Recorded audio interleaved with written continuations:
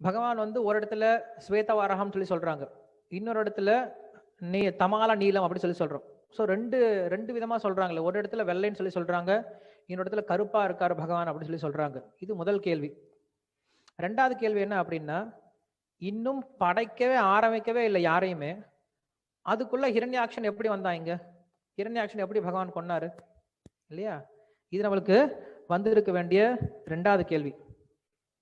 So இந்த கேள்விக்கு எல்லாத்துக்கும் நம்மளுக்கு ஆச்சாரியர்கள் பதில் சொல்றாங்க. என்ன எப்படி இதை புரிஞ்சுக்கிறது அப்படின்னு சொல்லிட்டு பதில் சொல்றாங்க.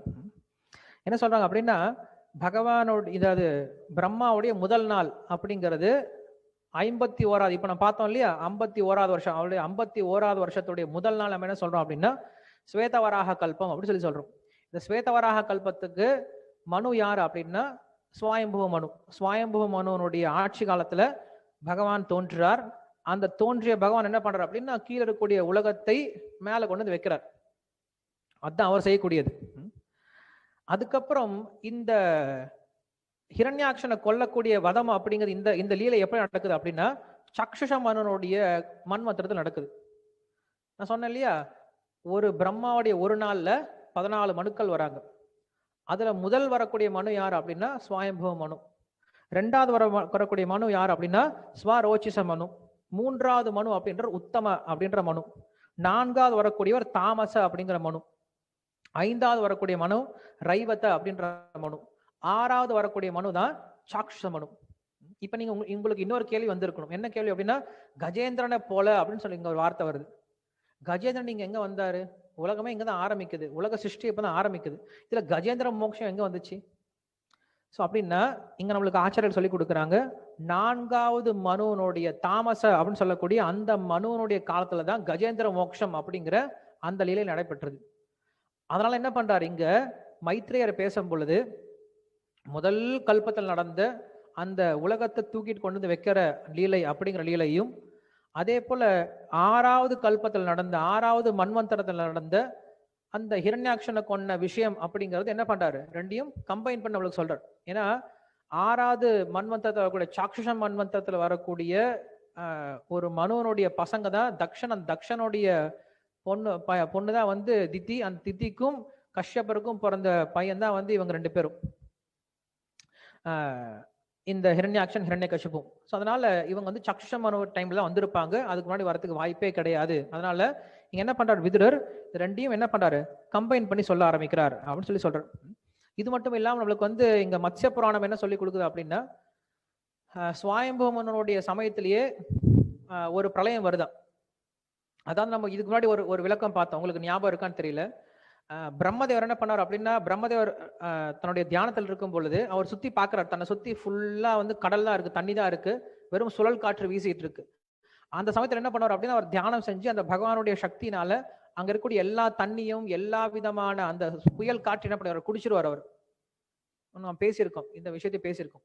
அப்படிப்பட்ட சூழ்நிலை இருக்கும் பொழுது என்ன ஆகுது, மத்ஸ்ய புராணம் சொல்லுது, திடீர்னு அந்த ஸ்வயம்பூமனுடைய சமயத்துல என்ன ஆகுது அப்படின்னா, ஒரு கட்டத்துல மறுபடியும் ஒரு பிரளயம் ஏற்படுதான். மறுபடியும் பிரளய ஜலத்துக்குள்ள இந்த பூமியானது போய் விழுந்துருது. ஸோ அப்பதான் என்ன பண்றாரு, வராக ரூபமா எடுத்து அந்த வராக தேவர் என்ன பண்றாரு, உள்ள இருந்து அந்த பூமியை கொண்டு வந்து மேல கொண்டு வந்து வைக்கிறார் அப்படிங்கிறது ஒரு விளக்கம். இன்னொன்னு விஷ்ணு தர்மோத்தர புராணம் அப்படின்ற புராணம் என்ன சொல்லுது அப்படின்னா, இந்த சாக்ஷுஷ மன்வந்தரம் அப்படின்ற மன்வந்தரத்துல பகவானுடைய ஏற்பாட்டு கீழே இன்னொரு பிரளயம், ஒரு சின்ன பிரளயம் ஏற்படுதும். யூஸ்வலா வந்து இந்த பிரளயம் ஏற்படாது. பிரளயம் அப்படிங்கிறது எப்ப ஏற்படும் அப்படின்னா, பிரம்மதேவருடைய ஒரு நாள் முடிஞ்சு போனா என்ன ஆகும், பிரளயம் அப்படிங்கிறது ஏற்படும். அப்படி இல்லை அப்படின்னா ஒவ்வொரு மனுவனுடைய காலத்திலையும் வந்து பிரளயம் ஏற்படலாம், ஆனா பொதுவா ஏற்படுறது கிடையாது. இந்த சாக்ஷுஷ மனுவனுடைய காலத்துல மட்டும் என்ன ஆகுது, ஒரு பிரளயம் அப்படிங்கிறது ஏற்பட்டு அந்த பிரளயத்துல என்ன பண்றாரு, பகவான் பிறக்கிறார், பகவான் வந்து அவதாரம் பண்றார். அந்த பகவான் என்ன பண்றாரு அப்படின்னா, அங்க ஹிரண்யாக்ஷனை கொண்டு இந்த விஷயத்தை கொண்டு வந்து மேல வைக்கிறார். இன்னும் சொல்ல போனோம் அப்படின்னா, அங்க வந்து பிரளயம் கூட ஏற்படல. ஹிரண்யாக்ஷனுடைய விஷயத்தினால என்ன ஆகுது, ஹிரண்யாக்ஷன் என்ன பண்றான், அந்த பூமியை கொண்டு போய் உள்ள ஒளிச்சு வச்சுக்கிறான். அந்த ஹிரண்யாக்ஷன் கிட்ட இருந்து என்ன பண்றாரு, அந்த பூமியை கொண்டு வந்து நம்மளுக்கு கொடுக்குறாரு. ஸோ இப்படிதான் நம்மளுக்கு வந்து இந்த இந்த லீலை அப்படிங்கிறத நம்ம புரிஞ்சுக்கணும். இப்ப என்ன சொல்ல வராங்க அப்படின்னா, இந்த பிரளய ஜலத்துல என்ன பண்றாரு, கொண்டு வந்து பகவான் மேல நிறுத்திட்டாரு. நிறுத்தின பின்னாடி பகவான் தன்னுடைய இடத்துக்கு போயிடாரு. ஸோ இங்க வந்து நம்ம என்ன புரிஞ்சுக்கணும் அப்படின்னா, இந்த நடக்கூடிய லீலைகள் எல்லாமே வெறும் தத்துவமா புரிஞ்சுக்கணும், வெறும் லீலையா புரிஞ்சிக்க கூடாது. அதான் நம்மளுக்கு கிருஷ்ணர் பகவத்கீதையில சொல்லி கொடுக்குறாரு. ஜென்ம கர்மச்ச மே திவ்யம் ஏவம் யோவேத்தி தத்வதா அப்படின்னு சொல்லி சொல்றாரு. இதுல இருக்கக்கூடிய தத்துவத்தை புரிஞ்சுக்கோ, வெறும் கதையை மட்டும் பார்க்காத. ஏதோ பஞ்சு ரூபத்துல வந்தாரு, பூமியை தூக்குனாரு, ஹிரண்யாக்ஷனை கொன்னாரு, போயிட்டாரு அப்படின்னு சொன்னா என்ன புரிய போகுது? நம்மளுக்கு ஒன்றும் புரிய போறது கிடையாது. ஸோ நம்மளுக்கு இங்க தத்துவ விஷயங்கள் சொல்லி கொடுக்குறாங்க. இதோடைய அர்த்தம் என்னது, இதோடைய உள்ள அர்த்தம் என்னது அப்படின்னு சொல்றாங்க. என்ன அர்த்தம் அப்படின்னா, இந்த உலகத்தில் இருக்கக்கூடிய எல்லாரும் நினைக்கக்கூடிய ஒரு தப்பான விஷயம், சமுத்திரம் போல இருக்கக்கூடிய ஒரு விஷயம் என்ன அப்படின்னா, இங்க இருக்கக்கூடிய எல்லாமே எனக்கு சொந்தமானது, நான் இதுக்கு எல்லாத்துக்கும் சொந்தக்காரன், என்னுடைய நான் அனுபவிக்கிறதுக்காக தான் எல்லாமே இருக்கு அப்படின்ற அந்த சம்சாரம் அப்படிங்கிற விஷயத்துல நம்ம எல்லாரும் மூழ்கி இருக்கோம். இந்த பூமி அப்படிங்கிறது வேற யாரும் கிடையாது, நம்ம ஆத்மா தான். இந்த ஆத்மாவானது என்ன ஆயிடுச்சு அப்படின்னா, சம்சாரம் அப்படிங்கிற இந்த சமுத்திரம், இந்த சம்சாரம்ன்ற சமுத்திரம் என்னது, நான் எனது. இந்த உலகத்துல நம்ம எப்பயும் யோசிச்சுட்டு இருக்கிறது நான் எனது, நான் எனது, இது எல்லாமே எனக்கு சொந்தமானது, என்னுடைய சந்தோஷத்துக்காக இருக்கு, எனக்கு சொந்தமானது என்னுடைய சந்தோஷத்துக்காக இருக்கு. இந்த ஒரு விஷயத்துல தான் நம்ம எல்லாரும் யோசிச்சுட்டு இருக்கோம். இப்படிப்பட்ட சமுத்திரம் இதுதான் நம்ம சம்சாரம் அப்படின்னு சொல்லி சொல்றோம். சம்சாரம் வேற ஒன்றும் கிடையாது. சம்சாரம் அப்படின்னா நான் எனது அப்படின்ற அந்த எண்ணத்துல வருது. எப்படி புரிஞ்சுக்கணும்? எல்லாம் பகவானுக்குது, பகவானுக்காக அப்படின்ற புரிஞ்சுக்கிட்டோம் அப்படின்னா அவன் மோட்சம் போட்டான், அவன் தான் மோட்சத்தில் இருக்கான். அப்படி இல்லாம நான் எனதை நினைச்சிட்டு இருக்கான், அவன் சம்சாரத்தில் இருக்கான். ஸோ அப்படி இந்த உலகத்துல என்ன பண்றான் அப்படின்னா, ஒருத்தன் சம்சாரத்துல மூழ்கி இருக்கான், அவனை தூக்கிறதுக்காக பகவான் வராராம். பகவான்னா யாரு? இங்க சொல்லக்கூடிய பகவான் யாரு அப்படின்னா யக்ஞமூர்த்தி. இங்க பொதுவா வராகமூர்த்தி என்ன சொல்லுவாங்க அப்படின்னா யக்ஞமூர்த்தி அப்படின்னு சொல்லி சொல்லுவாங்க. பகவான் வராகருக்கும் யஜ்யத்துக்கும் பெரிய வித்தியாசம் கிடையாது. ஸோ யஜ்யத்தினுடைய ஸ்வரூபம் தான் வராகர் அப்படின்னு சொல்லி சொல்லுவோம். அந்த யக்ஞமூர்த்தி வராரு, என்ன பண்றாரு, இங்க கஷ்டப்படக்கூடிய இந்த சம்சாரத்துல கஷ்டப்படக்கூடிய அந்த ஆத்மாவை என்ன பண்றாரா, மேல உத்தரிக்கிறாராம். உத்தரிக்கும் போது என்ன ஆகுது அப்படின்னா ஹிரண்யாக்ஷன் அப்படின்ற வரான். ஹிரண்யாக்ஷன்னா யாரு? அக்ஷ அப்படின்னு என்ன அர்த்தம்? அக்ஷன்னா புலன்கள், ஹிரண்ய அப்படின்னா தங்கம். ஸோ நம்ம புலன்கள் என்ன பண்ணுது அப்படின்னா, எந்த ஒரு பொருளை பார்த்தாலும், எப்படி தங்கத்தை பார்த்தா நம்மளுக்கு ஒரு பற்று வருமோ, ஒரு ஈர்ப்பு வருமோ, அந்த தங்கத்தை அடையணும் அப்படின்ற ஒரு ஆசை வருமோ, அந்த மாதிரி கண்ணு உடனே என்ன பண்ணுது, தனக்கு இஷ்டமான பொருளை பார்க்க ஆரம்பிக்குது, காது இஷ்டமான பொருளை கேட்க ஆரம்பிக்குது, நாக்கு இஷ்டமான பொருளை சாப்பிட ஆரம்பிக்குது, உடனே ஓடுது. நம்மளால கட்டுப்படுத்த முடியல. எப்படி தங்கத்து மேல ஒருத்தனுக்கு பற்று இருக்குமோ, அந்த மாதிரி புலனுணர்ச்சி பொருட்கள் மேல ஒவ்வொருத்தனுக்கு அவ்வளவு பற்று இருக்கான். அந்த பற்றுல இருந்து, அந்த பற்று யாருக்கு இருக்கும் அவனதான் ஹிரண்யாக்ஷன் அப்படின்னு சொல்லி சொல்றோம். ஹிரண்ய அக்ஷ, ஹிரண்யா அப்படின்னா தங்கம், அக்ஷா அப்படின்னா புலன்கள்.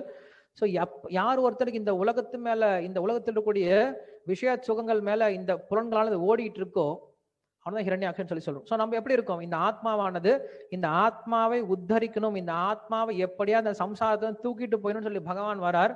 ஆனா அதையும் தடுக்கக்கூடிய விஷயம் என்ன அப்படின்னா இந்த புலனுணர்ச்சி தான், இந்த உலகத்தை அனுபவிக்கணும் அப்படின்ற அந்த எண்ணம் தான். ஸோ அந்த எண்ணம் வந்ததுனால என்ன ஆகுதான், அந்த பகவான் அப்படிப்பட்ட அந்த புலனுணர்வு, அந்த ஹிரண்யாக்ஷன் அப்படின்ற ஒன்றை கொண்டுட்டு நம்மளை காப்பாத்திட்டு போறார்.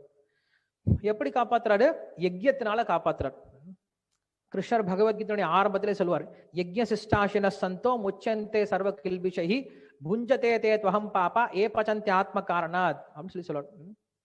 யஜ்யார்த்தாத் கர்மணோன்யத்ர லோகோயம் கர்மபந்தன ததர்த்தம் கர்ம கௌந்தேய முக்த சங்க சமாச்சர.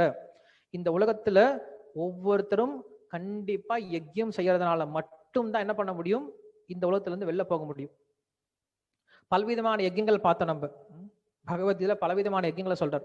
ஒன்று கர்மயோகம் அப்படின்னு சொல்லக்கூடிய யஜ்யம். கர்மயோகத்தோட யஜ்யம் என்னது, தன்னுடைய கஷ்டப்பட்டு சம்பாதிக்கக்கூடிய விஷயத்தை, தன்னுடைய பலனை என்ன பண்றான், அவன் தியாகம் பண்றான், அது ஒரு விதமான யஜ்யம். ஞான யஜ்யம் அப்படிங்கிறது என்னது, அவன் என்ன பண்றான், தன்னுடைய புலன்களை எல்லாத்தையும் அடக்கி அந்த புலன்களை அந்த ஞானம் அப்படின்ற விஷயத்துல ஆகுதியாக கொடுக்குற அந்த ஞான யஜ்யம். அதுக்கப்புறம் தியான யஜ்யம். தியானம் அப்படின்ற விஷயத்துல என்ன பண்றான், தன்னுடைய எல்லா விதமான மன செயல்களையும் தன்னுடைய பிராணன் என்ன பண்றான், கொண்டு போய் ஆகுதி கொடுக்குறான், அதனால வரக்கூடிய யஜ்யம். இது ஒரு விதமான யஜ்யம். ஸோ இந்த பக்தி யஜ்யம் அப்படிங்கிற யஜ்யத்துல நம்ம என்ன பண்றோம் அப்படின்னா, பகவானுக்கு இந்த கலியுகத்துல, குறிப்பா சொல்லக்கூடிய இந்த கலியுகத்துல நம்ம செய்யக்கூடிய ஒரு மிகப்பெரிய யஜ்யம் என்ன அப்படின்னா நாம சங்கீர்த்தனம் அப்படின்ற யஜ்யம் தான். இந்த கலியுகத்துல செய்யப்படக்கூடிய ஒரே ஒரு யஜ்யம் அப்படிங்கிறது என்னன்னா நாம சங்கீர்த்தனம் அப்படிங்கிற யஜ்யம். கிருஷ்ணவர்ணம் திஷா கிருஷ்ணம் சாங்கோ பாங்கஸ்திர பார்ஷதம் யஜ்யை சங்கீர்த்தன பிராயி யஜந்திஹி சுமேதசா அப்படின்னு சொல்லி சொல்றார். 11வது ஸ்கந்தத்துல ரிஷி ஒருத்தர் சொல்றார், அவர் சொல்றார், இந்த கலியுகத்துல மக்கள் எப்படி யஜ்யம் செய்வாங்க, பகவானை எப்படி யக்ய ரூபத்துல வழிபடுவாங்க. யக்யம் அப்படின்னு நீங்க புரிஞ்சுக்கணும். யக்யம்னா வெறும் ஸ்வாஹா ஸ்வாஹான்னு சொல்றது மட்டும் கிடையாது. பகவானுக்காக அர்ப்பணம் செய்யும் விதமாக நம்ம எதை செய்யறோமோ அதான் யக்யம் அப்படின்னு சொல்றோம். அர்ப்பணம் அப்படிங்கிறது யக்யம். பகவானை வழிபடுறது தான் யக்யம் அப்படின்னு சொல்றோம். எஜ் அப்படின்ற தாத்து, எஜ் அப்படின்னா டு குளோரிஃபை, டு வர்ஷிப் அப்படின்னு அர்த்தம். சோ பகவானை எப்படி வழிபடுறது? அன்னைக்கெல்லாம் பல்வேறு விதமா வழிபட்டு இருந்தாங்க. சத்தியுகத்துல மக்கள் வந்து என்ன பண்றாங்க, தியானம் செய்யறதுனால பகவானை வழிபட்டு இருந்தாங்க. திரேதாயுகத்துல யஜ்யம் செய்யறதுனாலேயே, பகவானை ஆகுதி கொடுக்கறதுனால பகவானை மந்திர ரூபத்துல என்ன பண்ணாங்க, வழிபட ஆரம்பிச்சாங்க. துவாபர யுகத்துல பகவானுக்கு பூஜை செய்யறதுனால பகவான் வழிபட ஆரம்பிச்சாங்க. தங்கிட்டு இருக்கக்கூடிய எல்லா பொருளையும் பகவானுக்கு தியாகம் செய்யும் விதமாக செஞ்சு வழிபட ஆரம்பிச்சாங்க. ஆனா இந்த கலியுகத்துல அந்த யஜ்யம்லாம் எதுவும் செயல்படாது. இந்த கலியுகத்துல நம்மளுக்கு அந்த அளவுக்கு தகுதியும் கிடையாது, அந்த அளவுக்கு தாராளமான மனப்பான்மையும் கிடையாது, அந்த அளவுக்கு நம்மளுக்கு புத்தியும் பத்தாது இந்த 3 விதமான யஜ்யம் பண்றதுக்கு. சோ என்னதான் யஜ்யம் பண்ண முடியும் அப்படின்னா, யஜ்யை சங்கீர்த்தன பிராயைஹி அப்படின்னு சொல்றோம். நம்ம செய்ய வேண்டிய யஜ்யம் நாக்கு தான் நம்மளுடைய ஆகுதி கொடுக்கக்கூடிய இடம். மந்திரம் தான் நம்ம சொல்லக்கூடிய இந்த ஹரே கிருஷ்ண மந்திரம் தான் நெருப்பு. ஸோ என்ன பண்றோம், இந்த நாக்கு உபயோகப்படுத்தி என்ன பண்றோம், அந்த ஹரே கிருஷ்ண மந்திரம் பகவானுடைய நாமம் அப்படிங்கிற அந்த யஜ்யத்துல நம்முடைய இடத்தை கொண்டு போய் நம்முடைய நாக்கு கொண்டு போய் அங்க கொண்டு போய் சேர்க்கிறோம்.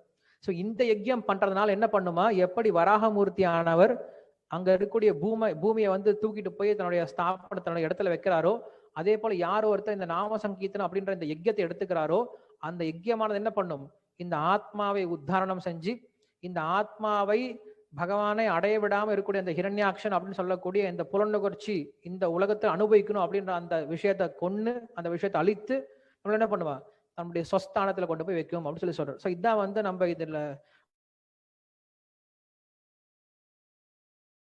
வராக இருக்கக்கூடிய தத்துவ விஷயத்த கதை நம்மளுக்கு தேவை இருக்காது இல்லையா.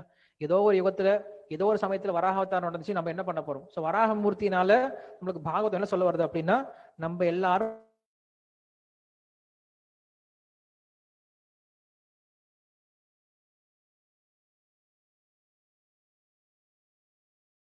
அப்படின்னா அந்த யஜ்யம் அப்படின்னு சொல்றோம்.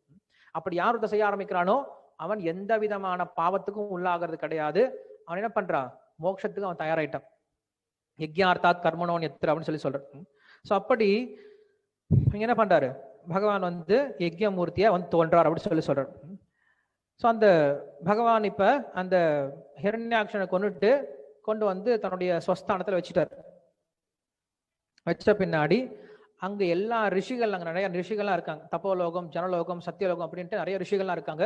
அந்த ரிஷிகள் என்ன பண்றாங்க, பகவானை புகழ்ந்து பாட ஆரம்பிக்கிறாங்க, பகவானை புகழ்ந்து பேச ஆரம்பிக்கிறாங்க. அவங்க என்ன பேசுறாங்க அப்படின்னா, யத்ரோம கர்த்தேஷு நிலையூர் அத்தயஸ் அப்படின்னு சொல்றாங்க. அப்படின்னா உங்களுடைய உடல் எப்படி இருக்கு, அங்க பகவான் நிறைய புகழ்ந்து பேசுறாங்க. நம்ம ஒரு சில முக்கியமான விஷயத்தை மட்டும் பாக்குறோம். என்ன சொல்றாங்க அப்படின்னா, பகவானுடைய ரூபம் எப்படி இருக்குன்னு சொல்றாங்க. முன்னாடி வந்து ஒரு சின்னதா வந்தாரு, அதுக்கப்புறம் ஒரு யானுடைய ஆக்கிருதிக்கு போனார் அப்படின்னு சொன்னோம். இப்ப எப்படி இருக்காரா பகவான், அவருடைய இந்த என்ன சொல்றது, வேர்வை ஞாலம் இருக்கு இல்லையா, உடல்ல வேர்வை ஞாலம் சொல்லி இல்லையா, சின்ன சின்ன ஓட்டமா இருக்கு இல்லையா நம்ம உடம்புக்குள்ளார, அதாவது வேர்வை வரக்கூடிய இடம். அந்த வேர்வை வரக்கூடிய ஒவ்வொரு இடமும் எப்படி இருக்குன்னா, ஒரு சமுத்திரம் போய் உள்ள அடங்கிடலாமா, அந்த அளவுக்கு பெருசா இருக்கு அவருடைய உடம்பு. அந்த அளவுக்கு ஒரு மகா ஒரு உருவத்தோட இருக்காரா பகவான் இருக்காரா. நம்ம கொஞ்சம் கற்பனை பண்ணி பார்த்தா தெரியும் எவ்வளவு பெரிய உருவத்தோட அவங்க எப்படி பார்த்திருப்பாங்க. ஒவ்வொரு வேர்வை ஞாலத்திலயும் வந்து ஒவ்வொரு சமுத்திரம் அப்படின்னா எப்படி இருக்கும் அந்த பகவான் ரூபம், அவங்க அப்படி ஒரு ரூபத்தை பாக்குறாங்க. சோ உன்னுடைய உடம்பானது 3 வேதங்களால் ஆகப்பட்டிருக்கு அப்படின்னு சொல்றாங்க. ஆனா யார் ஒருத்தர் வந்து பாவத்தினால சூழப்பட்டிருக்காங்களோ அவங்களுக்கு உன்னுடைய உருவமானது, உன்னுடைய ரூபமானது புரிய போறது கிடையாது. அந்த பகவானை வந்து இப்ப சொல்ல ஆரம்பிக்கிறாங்க. அந்த பகவான் எப்படி யஜ்ய புருஷன் அப்படின்றத வர்ணிக்க ஆரம்பிக்கிறாங்க. ஸோ நம்ம என்ன புரிஞ்சுக்கணும் அப்படின்னா, இப்ப முதல்ல சிருஷ்டி ஆயிடுச்சு. சிருஷ்டி ஆன பின்னாடி பகவான் என்ன பண்றாரு, யஜ்ய புருஷனா வெளில வர்றார். ஸோ யஜ்ய புருஷனா ஏன் வெளில வர்றாரு அப்படின்னா, ஓகே சிருஷ்டி ஆகி போயிடுச்சு, மக்கள்லாம் வர ஆரம்பிச்சிட்டாங்க, இனிமேல் என்ன பண்ணும், யஜ்யம் பண்ணணும், பூஜை பண்ணும். இதே விஷயத்தான் கிருஷ்ணர் பகவத்கீதையில சொல்லி கொடுத்தார். ஆத்மாவை சொல்லி கொடுத்தார். ஆத்மாவை சொல்லி கொடுத்த பின்னாடி அவர் சொல்லக்கூடிய 3வது அத்தியாயத்தில் சொல்லக்கூடிய முதல் விஷயம் என்ன அப்படின்னா, இப்ப பகவான் இந்த உலகத்தை படைச்ச பின்னாடி யஜ்யத்தை படைச்சார். அந்த யஜ்யத்தினால என்ன பண்றாங்க, எல்லாரும் பகவானை வழிபட்டு அவர் அடையறதுக்கு முயற்சி பண்ணாங்க அப்படின்னு சொல்றாரு. புருஷத்துவத்திலே அதான் பார்த்தோம் நம்ம. உங்களுக்கு புருஷத்துவத்துடைய விளக்கத்தை சொல்லிட்டு இருக்கும்போது, முதல்ல பிரம்மதேவரை படைக்கிறார், பல்வேறு விதமான தேவதைகளை படைக்கிறார். தேவதைகளை படைச்ச பிறகு என்ன பண்றாரு, அந்த பிரம்மதேவர் யஜ்யம் தான் செய்ய ஆரம்பிக்கிறார். ஃபர்ஸ்ட் பகவானுக்கு ஒரு யஜ்யம் செய்யறாராம். எப்படி யஜ்யம் செய்யறாரு? அந்த பகவானையே என்ன பண்றாரு, பல்வேறு விதமான பொருட்களா, ஏன்னா எல்லாமே அவர் தான். பிரம்மார்ப்பணம், பிரம்மஹவி, பிரம்மாக்னோ, பிரம்மணாஹுதம், பிரம்மைவ தேன கந்தவ்யம், பிரம்ம கர்ம சமாதினா அப்படின்னு சொல்லி சொல்றோம். அந்த மாதிரி அங்க இருக்கக்கூடிய சமித்தும் அவர் தான், அங்க இருக்கக்கூடிய ஹோத்தாவும் அவர் தான், அங்க இருக்கக்கூடிய நெருப்பும் அவர் தான், அங்க இருக்கக்கூடிய அந்த ஸ்பூனும் அவர் தான், அங்க இருக்கக்கூடிய மந்திரமும் அவர் தான், அந்த அந்த யஜ்யத்தை செய்யறதுக்கான விதானமும் அவர் தான், அந்த யஜ்யத்தை செய்விக்கக்கூடிய நபரும் அவர் தான், அந்த யஜ்யத்தினுடைய பலனை வாங்கி கொள்ளக்கூடிய அவர் தான், அந்த யஜ்யத்தினுடைய பலன் நம்மளுக்கு கொடுக்குறாரு எல்லாத்தையும் செஞ்சுட்டு. ஸோ அந்த மாதிரி முதல்ல என்ன பண்றாரு, இந்த உலகத்தை படைச்ச பின்னாடி ஒரு சிஸ்டம் கொண்டு வர்றாரு. என்ன சிஸ்டம் கொண்டு வர்றாரு? இந்த உலகத்துல எல்லாரும் யஜ்யம் செய்யணும், யஜ்யம்னா வழிபாடு செய்யணும் அப்படின்னு சொல்லி சொல்றாரு. அதனாலதான் நம்ம என்ன பண்றோம், இன்னைக்கும் ஒரு வீட்டுல கிரகப்பிரவேசம் அப்படின்னா ஃபர்ஸ்ட் என்ன பண்றோம், ஒரு வீட்டுக்கு புதுசா போறோம்னா என்ன பண்றோம், முதல்ல கிரகப்பிரவேசம் அப்படின்னு சொல்லி சொல்றோம். கிரகப்பிரவேசம் என்ன அர்த்தம்? நம்ம போறதுக்கு முன்னாடி முதல்ல பகவானை கொண்டு போய் அங்க வைக்கிறோம். ஸோ இனிமேல இது பகவானோட இடம், நான் பகவானுக்கு தினசரி பூஜை பண்ணும் அப்படின்ற ஒரு எண்ணத்துலதான் என்ன பண்றோம், அந்த பகவானை கொண்டு போய் உள்ள வச்சுட்டு பசுமாடை உள்ள கொண்டு போய் வச்சுட்டு என்ன பண்றோம், ஆரம்பிக்கிறோம். எதையுமே நம்ம வந்து பூஜைக்காக பகவானுடைய சந்தோஷத்துக்காக தான் செய்ய ஆரம்பிச்சோம். அது நம்மளுடைய கலாச்சாரத்துல இருக்கு. ஒரு திருவிழா, பொங்கல் அப்படின்னா பகவானுக்காக. இப்ப வந்து தசரா நடந்துட்டு இருக்கு. தசரான்னா நவராத்திரி, நவராத்திரின்னா மறுபடியும் பகவானுக்காக. ஆனா என்ன பண்றோம், இன்னைக்கு அதெல்லாம் மறந்து போயிட்டு பகவானை ஒரு ஓரம் வச்சுட்டு எல்லாம் நம்ம செய்ய ஆரம்பிச்சோம். தீபாவளி அப்படின்னா பகவானுக்காக, நம்ம எல்லாம் மறந்து போயிட்டோம். இன்னைக்கு நம்மளுடைய கலாச்சாரத்துல நமக்கு ஒரு சந்தோஷமான காரியமா இருந்தாலும் சரி, துக்கமான காரியமா இருந்தாலும் சரி, எந்த ஒரு காரியத்திலும் முதல்ல நம்ம என்ன பண்றோம், பகவானை தான் வழிபட ஆரம்பிக்கிறோம். ஒரு குழந்தை பிறந்துருச்சுன்னா என்ன பண்றோம், உடனே பகவானுக்கு தான் நமஸ்காரம் பண்றோம், அந்த பகவானுக்கு தான் நன்றி சொல்றோம். அது நம்ம கலாச்சாரத்துல இருக்கு. ஏன்னா மனுஷனுடைய, ஏன்னா இந்த உலகத்தினுடைய படைப்புக்கான காரணமே அதுதான், மனிதனுடைய ஒரு சிறப்பு தன்மை அதுதான். எப்ப இந்த வழிபாடு அப்படிங்கிறது நின்று போயிடுச்சோ அவன் மிருகத்தை சாமி போயிடுறான். தர்மம் அப்படின்ற ஒரு விஷயம் என்ன பண்றது, ஒருத்தன் மனுஷனா வச்சிருக்கு, அது இல்லைன்னா அவன் மிருகத்தை சாமி போயிடுறான். ஸோ என்ன பண்றாரு இங்க பகவான், முதல்ல உலகத்தை படைக்கிறதுக்கு உதவி பண்ணார். உலகத்தை தன்னுடைய முக்கியமான விஷயத்தெல்லாம் முதல்ல சர்க்கம் அப்படிங்கிற விஷயத்த தான் படைச்சு கொடுத்துட்டார். அதுக்கப்புறம் பிரம்மதேவரை விட்டு இந்த உலகத்தை படைக்க வச்சார். எல்லாத்தையும் படைச்சிட்டார். படைச்சு முடிச்ச பிறகு அடுத்த வேலை என்ன சொல்றாரு, இந்த உலகத்துடைய மிக முக்கியமான ஒரு விஷயம் என்னன்னா பகவானை எல்லாரும் வழிபட ஆரம்பிக்கணும். அதுக்கு என்ன பண்றாரு, யஜ்யமூர்த்தியா வராராம், பகவானே வராராம். அந்த யஜ்யமூர்த்தி தான் இந்த வராகதேவர் அவதாரம் அப்படின்னு சொல்லி சொல்றாங்க. அந்த வராகதேவருடைய அவதாரத்துல இருந்து ஒவ்வொன்னா பேச ஆரம்பிக்கிறாங்க, எப்படி யஜ்யம் அப்படிங்கிறது வெளில வருதுன்னு சொல்லி சொல்றாரு. அவருடைய தோல்ல இருந்து யஜ்யத்துக்கான எல்லா விதமான மந்திரங்களும் வெளில வர ஆரம்பிக்குதான். அவருடைய வியர்வை ஞாலங்கள், அவருடைய உடல்ல இருக்கக்கூடிய ரோமங்கள் இருக்கு இல்லையா, அந்த ரோமங்கள் தான் குஷா அப்படின்னு, குஷா கிராஸ் அப்படின்னு சொல்லக்கூடிய தர்பை புல். நம்ம யஜ்யத்துக்கு தர்ப புல் யூஸ் பண்ணுவோம். அந்த தர்ப புல் அப்படிங்கிறது பகவானுடைய ரோமங்களா இருக்கான். அதே அப்படி அவர் கண் இருக்கு இல்லையா, அந்த கண்கள் தான் வந்து நெய் அப்படின்னு சொல்லி சொல்றாங்க. அந்த யஜ்யத்துக்கு கொடுக்க ஆகுதி கொடுக்கக்கூடிய நெய். அதே போல அவருடைய கால், 4 கால் அப்படிங்கிறது 4 விதமான யஜ்யம் செய்யக்கூடிய 4 விதமான நபர்கள். நான் உங்களுக்கு முன்னாடியே சொல்லியிருக்கேன், இந்த வேதத்துக்கு 4 வேதத்தை குறிப்பிடக்கூடிய 4 விதமான ரிஷிகள் அந்த யஜ்யத்தை சுத்தி உட்கார்ந்து இருப்பாங்க. ஹோதா, உத்காதா, அப்புறம் பிரம்ம, அப்புறம் அத்வர்யு அப்படின்னு சொல்லக்கூடிய 4 பேர் உட்கார்ந்து இருப்பாங்க. இவங்க 4 பேரும் ஒவ்வொருத்தரும் ஒவ்வொரு வேதத்தை வந்து பிரதிபலிக்கக்கூடியவராக இருப்பாங்க. ஒவ்வொருத்தரும் ஒவ்வொரு காரியத்தை பண்ணுவாங்க. ஸோ இவங்க 4 பேரும் பகவானுடைய 4 திருப்பாதங்களா வந்து கருதப்படுறாங்க. அதே போல அந்த பகவானுடைய வாய் இருக்கு இல்லையா, அந்த பகவானுடைய வாய் தான் வந்து அந்த யஜ்யத்துக்கு உபயோகப்படுத்தக்கூடிய ஷ்ருக்கு அப்படின்னு சொல்லக்கூடிய ஒரு விதமான ஸ்பூனா இருக்கான். அதே போல அந்த பகவானுடைய வயிறு அப்படிங்கிறது தான் ஈட அப்படின்னு சொல்லக்கூடிய ஒரு விதமான பவுல். இன்னைக்கு நம்ம சொல்றோம் இல்லையா, பவுல் சொல்றோம் இல்லையா சாப்பிட்றதுக்கு, அந்த பவுல் அப்படிங்கிறது அந்த யஜ்யத்துக்கு உண்டான பவுலா இருக்கான். அதே போல அவருடைய காது அப்படிங்கிறது தான் சமச கிராக அப்படின்னு சொல்லக்கூடிய அந்த யஜ்யத்துக்கு தேவையான பொருள்லாம் வைக்கக்கூடிய சாமான அந்த பொருட்களா உபகரணங்களா இருக்கான். அதே போல அவருடைய திருவாய் தான் எப்படி இருக்கு அப்படின்னா, அங்க யஜ்யத்துல சாப்பிடக்கூடிய அந்த யஜ்யத்துக்கெல்லாம் எதெல்லாம் போடுறோமோ அதை வைக்கக்கூடிய ஒரு பாத்திரமா இருக்குன்னு சொல்லி சொல்றாங்க. அதே போல அந்த பகவானுடைய வாயை மெல்றாரு இல்லையா, அந்த வாயை மெல்லக்கூடியது தான் யஜ்யத்தில் இருக்கக்கூடிய நெருப்பு அப்படின்னு சொல்லி சொல்றாரு. அப்புறம் உபசத அப்படின்னு சொல்லக்கூடியவர் தான், உபசத அப்படின்ற ஒரு யஜ்யமானது பகவானுடைய கழுத்தா இருக்கு அப்படின்னு சொல்லி சொல்றாரு.